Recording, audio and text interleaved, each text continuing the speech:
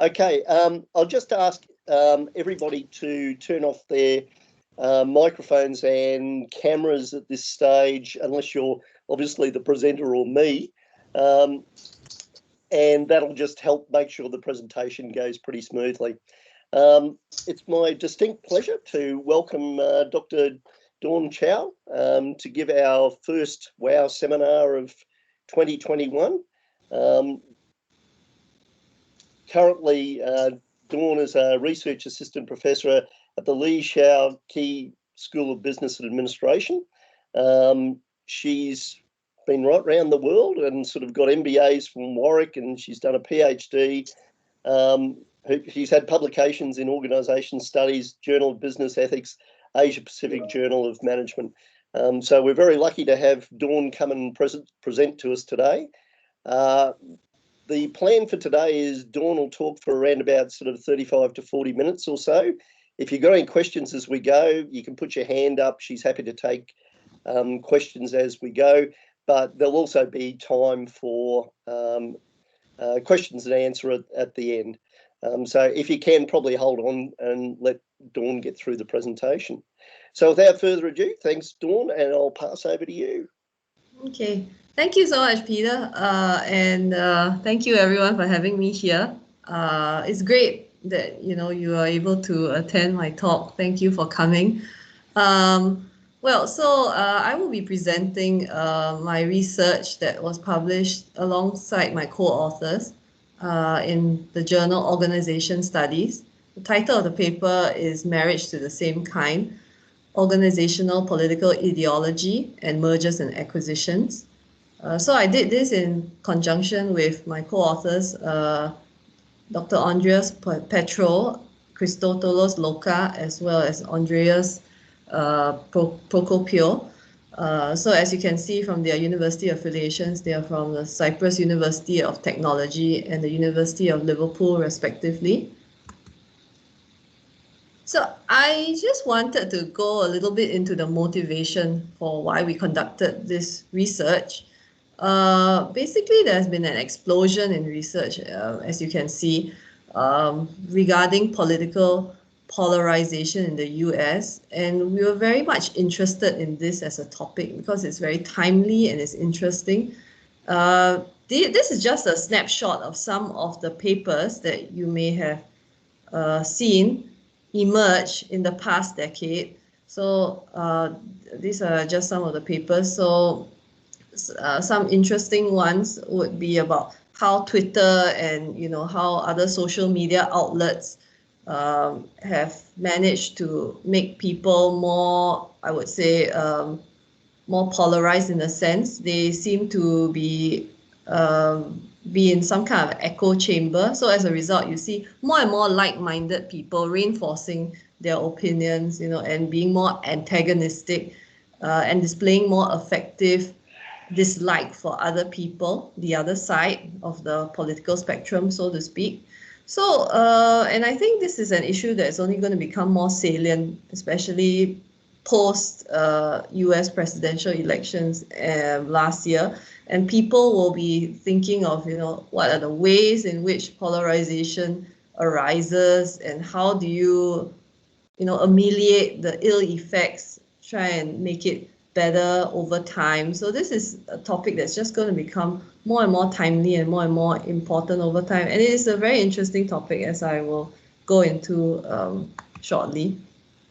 You may also have read newspaper reports in the popular media, etc., about how some firms such as Google have been sued for political discrimination. So there was a Google software engineer called James Damore. He initiated a class action suit against Google. He said that firms such as Google discriminated against people like him, conservative white male. So this is just an issue that's going to become more salient. And some additional and separate research that we conducted shows that, in some industries, you do see a clustering of firms that are more, let's say, liberal leaning or more conservative leaning. So to give you an example, the oil and gas industry would see a predominance of firms that are conservative leaning. Although, of course, this is, I mean, it may be a generalization, but it seems that from some of the initial research that we conducted that's separate from this paper, we found that certain industries exhibit a clustering of firms of a certain political ideological leaning within that industry. So Google, being one of the a liberal, a more or less liberal media outlet, would it just so happens to have more employees that lean liberal, as compared to perhaps an oil and gas firm. So these are some other URLs that you can click on when you are free. I'll make available my slides after this presentation, which shows you, how this issue is becoming more and more salient. More and more companies in the US are displaying political ideological leaning one way or the other. So Patagonia is another very famous example. And more, I would say, consumers are beginning to regard firms as either red or blue within the US. Of course, this is using American speak. Red would mean conservative leaning, blue would mean liberal leaning. And of course, when we say, conservative, I'm going to define it in the next slide. So just in case you're not too sure what the terms mean. Of course, there are different conceptualizations of political ideology, but across the world, for example, we could be talking about more communist leaning or more capitalist leaning.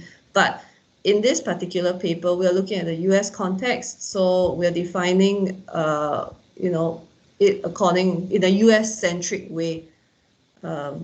So that would be either conservative or liberal leaning. So in this case, what does it indicate? It indicates attitude towards human nature. Conservatives are supposed to be more are more suspicious of others, whereas liberals are supposed to be more trusting of others. That is based on a lot of analysis by researchers in psychology. So they found this general tendency. They've also noted that conservatives seem to have more of a disciplinary attitude towards non-violators, and they seem to exhibit more of a need for order and closure. So, this is the definition of political ideology. It's defined as the prevailing beliefs amongst organizational members about how the social world, including micro-worlds such as the organization, should operate. And basically, why do we look at political ideology? Because it is an overarching indicator of a whole host of, personal traits that can be used to predict things such as, the policy preferences of the person, or even the business trajectory of the firm. So this is how organization scholars have appropriated, in a sense, the term, and this is why why they study it, to study the underlying motivations and why people do what they do.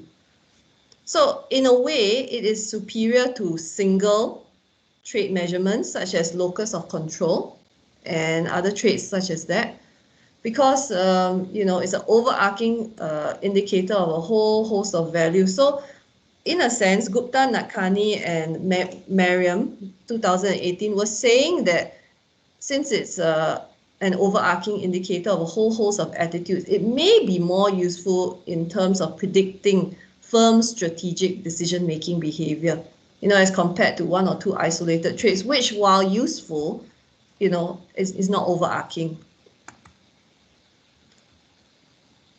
So initially, I think when studies on political ideology and the firm started out, most people were thinking that it's an individual level orientation, like how people feel towards a certain thing, towards a certain policy and all that. So you see a lot of research on CEO political ideology and how that determines things like risk aversion Okay, so the idea behind such papers was that, CEOs who are more conservative, more risk averse, therefore they tend to use more they tend to use more stock options and all that to diversify their risk or to lessen their risk, so to speak, when it comes to M&As.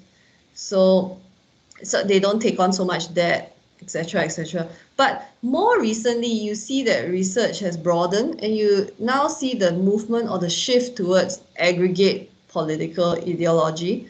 So this idea of aggregate um, outcomes, I guess, it's an assumption that you can also see in the economic literature, for example, in game theory. Uh, and all that. I mean, basically, it is possible to think of an outcome as an aggregate. So in this case, it's okay to think of a group possessing an ideology. So you can aggregate, in a sense, and find an indicator of group political ideology. So some papers, such as Kim et al., 2013, Lee et al., 2014, as well as Gupta and Wowek, 2017, have talked about, the board of directors ideology and how that determines firm decisions.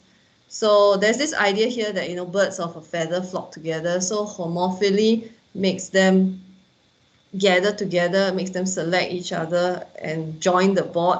And as a result, that predicts some of the strategic decision-making choices that the firm will make as a whole.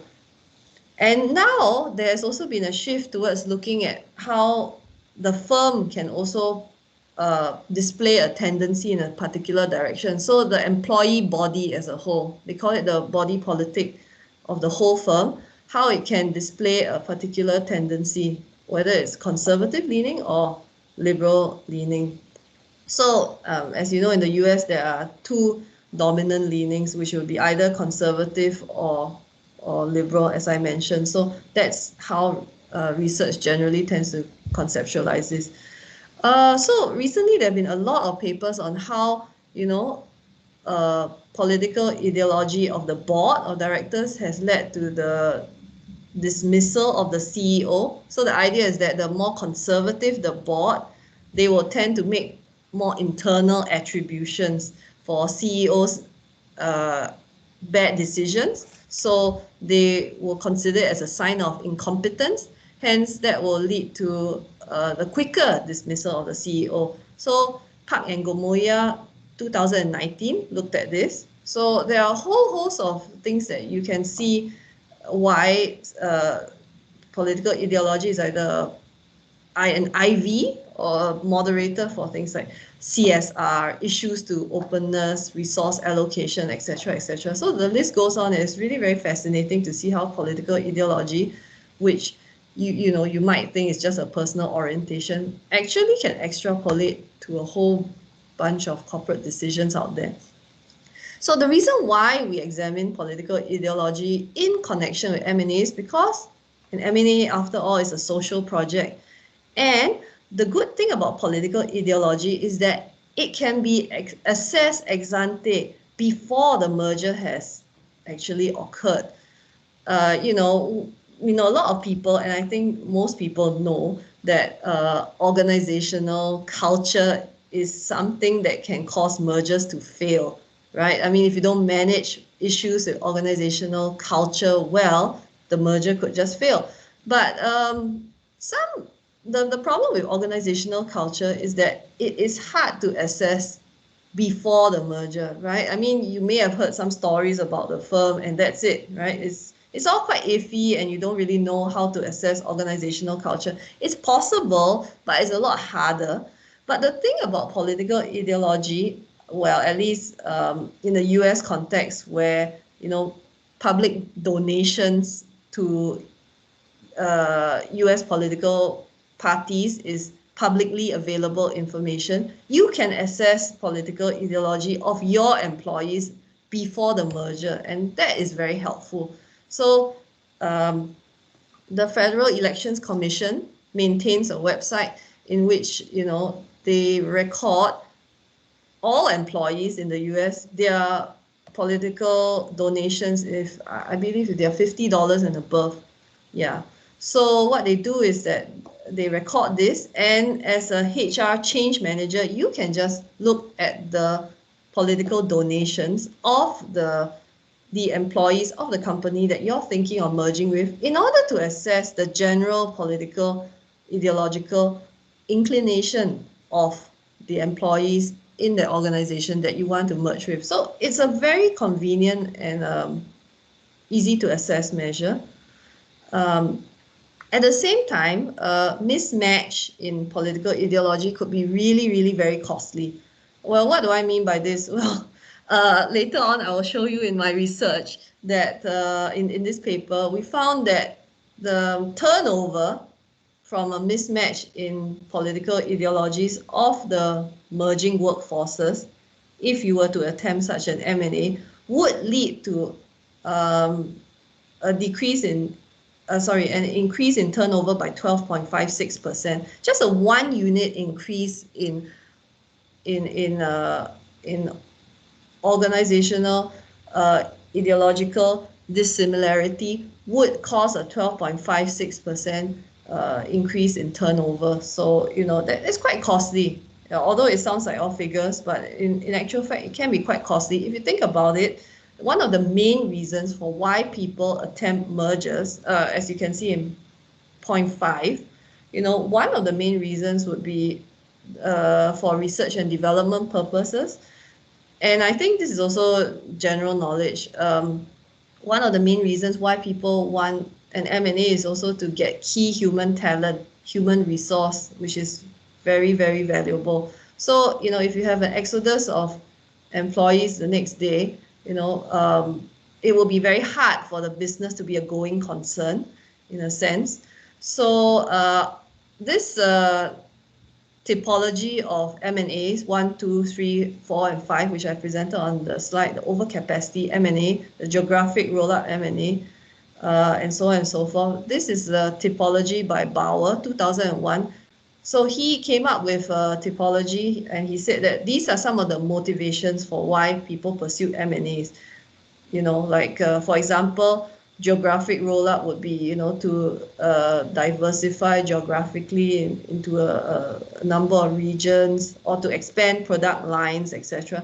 But also, one of the reasons he found that why people want to pursue M&As would be particularly in terms of research and development and retaining human capital. So you can imagine for such M&As especially, the repercussions, if there is a mismatch in ideology, that will be very great, because there will be a lot of turnover because of this reason. Another reason why we need to examine political ideology in connection with M&As is because political ideology, it can't be engineered. It remains stable over time. And a lot of research has found that it can't be engineered. Organizational culture, on the other hand, can be engineered to a certain extent because it depends on social dynamic interactions with other people. So it could be a question of the HR change manager in the firm trying to build new stories behind the firm, the new merged entity. But on the other hand, political ideology is not like that. So Block and Block looked at how 20 years later people's political ideological orientation was the same 20 years later, and they looked at how personality traits determine political ideology. So it's something that is made up of a complex influence from heredity, as well as familial upbringing, personality traits. So political ideology is based on all these things. So it's not something that can be so easily engineered over time. Okay, so which leads me, I know I've been talking a lot so far, which leads me to the development of hypothesis 1 of this paper, our paper. Basically, based on this, we had this idea that managers, being socialized to the norms within the firm, they are aware of their employees and what their political ideological leanings are. They can be aware from informal means such as water cooler conversations, even staff meetings, etc. But they have a good gauge, they have a good handle on what their employees' political ideological leanings are based on all these interactions. So they have a sense of it. And being aware of it, the probability of announcement of a merger increases when merging firms have more similar organizational political ideologies. You see, and of course, the theory that backs it up would be, misfit, PO fit theory. So, the idea is that, managers will know that, employees will be uncomfortable, so to speak, if they were to merge with a firm, that is so different from them in terms of political ideological leaning. So, some papers such as Duarte et al. 2015 talked about how people in an academic department, they were very those students, those PhD students who were conservative leaning, tried to stay in the closet. If not, if they express their real political opinions, what would happen is that they would get a lot of flack and a lot of bullying from their liberal counterparts. So the thing is that a lot of researchers, some of them are listed here on this slide, have found that political ideology actually contributes to misfit perceptions within organizations. So that is something that we built on. Okay, so for hypothesis 2 and 3, H2 states that the positive relationship between the similar organizational political ideologies of the merging firms and the probability of announcement of the merger will be strengthened when political ideology within the acquiring organization is more homogeneous. So why did we come up with this idea? Well, this is based on theory as well, because managers, they have a limited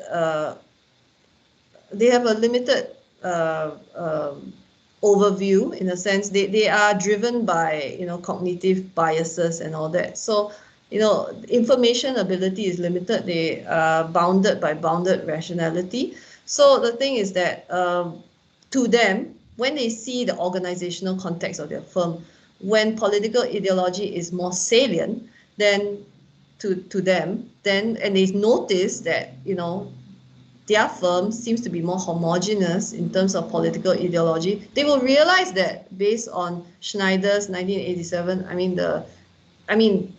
you can draw on Schneider's 1987 ASA model, attrition, selection, attraction, selection, attrition model.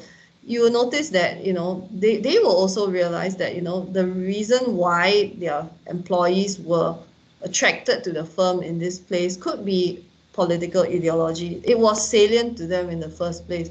And if it's more homogeneous, they will, it becomes a stronger factor that influences managers' decision and perception in a sense, because they realize that, oh, yeah, it's a stronger factor. So that is why when, political ideology within the acquiring organization is more homogeneous, this is a factor that becomes more salient to the manager. As a result, this positive relationship will be strengthened. H3 also states that the positive relationship between this similar organizational political ideologies of the merging firms and the probability of announcement of the merger will be strengthened the higher the human capital intensity of the merging firms. Yeah, so obviously I think this makes intuitive sense. If employees are more mobile, and they will be more mobile if they are highly skilled. So firms that are very high on human capital intensity usually are those firms that have workers that have a high who are highly skilled, highly mobile knowledge workers, and they possess a lot of skills and know-how. They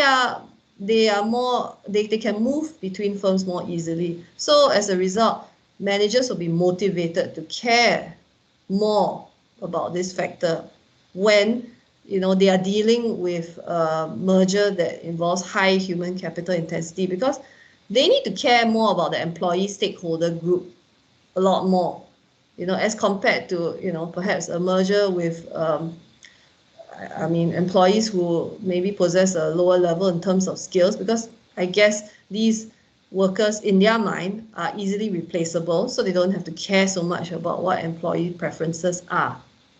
So hence we came up with H3. Okay, so these are some of the methods that we used. So the sample that we looked at was the M&A deals within the US announced during this period, as mentioned on the slide, 1996 to 2014. So we gathered information on 479 actual M&A announcements. And using an algorithm, we came up with, hypothetical M&A announcements, 2,899 to be exact. For our DV, we looked at the actual M&A dummy, so the probability of having an actual M&A, but this helped us compare the similarity of organizational political ideology in actual M&A pairs with hypothetical M&A pairs. So the IVs and moderators, on the other hand, there are too many, so I will refer to the table in the next slide when I talk about this. So some of the models that we used were the conditional logic model. Oops, okay, my screen seems to have disappeared, but that's okay, I guess. I can just keep talking. Okay, I can see my slides, but it's just that I can't see myself. Okay, that's all right. Yeah, the conditional logic model, the linear regression model, and we also use different alternative calculations of political ideology. So I mentioned that we use one measure, but we also use Bonica CF scores. And another DV that I haven't mentioned here would actually be to confirm that more employees are retained in the event that political ideologies match. We also use weighted OLS regression to check whether it's true that more employees would stay after the M&A has been announced if political ideologies match. Okay, so this table presents a summary of the findings. Model 1, as you know, is the baseline model. So that has got all the control variables. So we control for all these control variables. So I guess what is interesting would be model 2, okay, where my cursor is pointing. You can see that when organizational ideology, the term was included, when there was a similar political ideology, right, between the acquirer and the target, you see that there's an increased probability of the firms merging, right? The coefficient is 0.26, it's positive, yeah, and it's significant. And also, I draw to your attention model 3, the interaction term.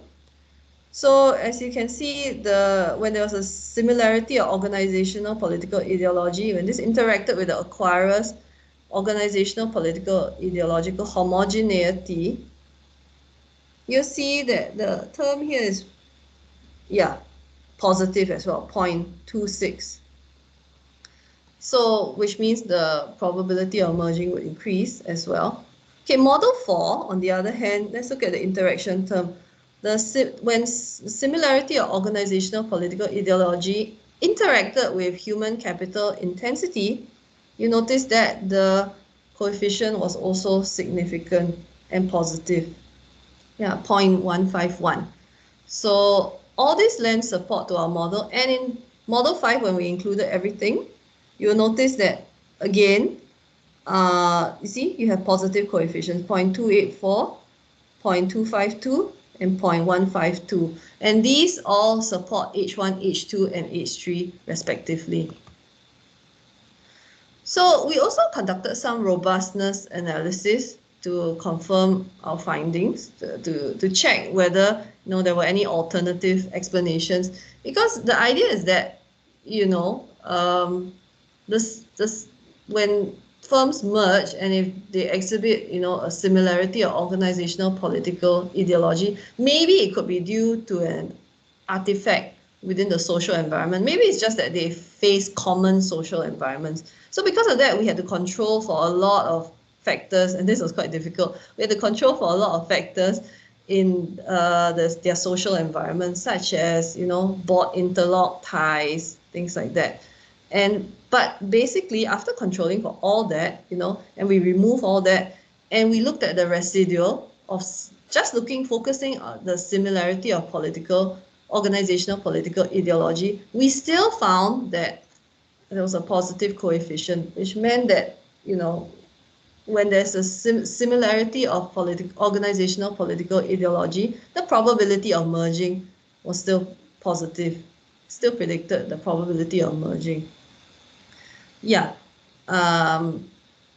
Yeah, and okay, so we also did some additional analysis. So as I mentioned, we looked at some weighted OLS regression on employee retention rates, So after the merger was done and dusted, after the announcement, we looked at what employee retention rates were over, I believe, a 5-year period. And what we found was that basically we controlled for all the usual variables that you find in the literature. For example, the literature states that if a firm is more profitable, perhaps in terms of higher ROA, return on assets, you will see that what will happen is that, the literature, for example, one of the factors would be a higher market to book ratio. A larger firm would be more likely to acquire, an organization. So, which is why you see market to book, the coefficient was positive 0.394, and also the retention rate was higher, perhaps because they could persuade employees to stay and so on and so forth. But anyway, interestingly, looking at the employee retention rate, if you look at model 1, you will see that for similarity of political ideology, this is the coefficient of interest. Again, employee retention rate was 0.126. That was the coefficient for employee retention rate was 0.126, which means to say similarity in organizational political ideology positively predicted employee retention rate. So it goes to show that, employee retention rate can be predicated in a sense on the similarity of organizational political ideology, probably because of person-organization fit. And we also tried it with an industry-adjusted employee retention rate, but as you can see, it's still positive. Okay, so what are the contributions of this research? Well, I think we've gone some way toward answering this question. Does the similarity of political ideologies of the merging organizations affect merger likelihood? Well, yes, I would say that it does affect merger likelihood, and the findings provide support for a positive relationship here. So, really organizational political ideology is a salient and important attribute which influences acquisition decisions. And the interesting thing is that we find, back to what I was saying at the start of the presentation about the fact that the American society seems to be getting more and more polarized. Even where it concerns M&As, we find that firms will also sort themselves into like and like based on partisan preferences. So in a sense, polarization may be a self-reinforcing thing. This trend may be exacerbated over time, because if you think about it, even where it concerns M&As, firms can also sort themselves into a similar group versus an out group, so to speak. So, but really, there are very practical reasons for why this happens, because managers, as we have shown, they care a lot about employee preferences. They worry about, added turnover from political ideology as a salient factor. So because of that, for financial reasons, they don't want turnover and they don't want to have to replace this human capital, which is really costly. So they will make their choice based on this kind of partisan preference, so it seems. So we contribute to the research on PO fit, M&As, as well as political ideology. So I hope, this paper has helped to contribute to the research in these areas, and I hope that you have found this presentation useful. Yeah, thank you. Thank you so much. So for more information, could you please refer to our paper? This is a DOI. Thank you. Very happy to answer questions at this stage. Fabulous, Dawn. Thanks very much for that.